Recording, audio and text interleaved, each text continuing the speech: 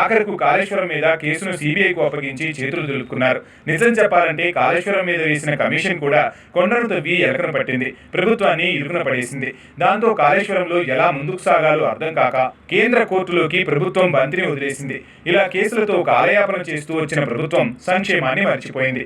ఎన్నికలకు ముందు ఇచ్చిన హామీలను కొంత వాయిదా వేస్తూ వచ్చింది. కానీ ఇప్పుడు అమలు చేసే పరిస్థితి కనిపించడం లేదు. నిజం చెప్పాలంటే కాంగ్రెస్ పార్టీకి బీసీ నినాదం అనేది మెడకు చేజేతులా చుట్టుకుందనే చెప్పాలి. నిజం చెప్పాలంటే ఎన్నికలకు ముందు కాంగ్రెస్ పార్టీ కొన్ని హామీలు ఇవ్వకుండా ఉన్న అధికారంలోకి వచ్చేది. కానీ ఒకదాని తర్వాత ఒకటి హామీలు గుప్పించుకుంటూ వచ్చారు.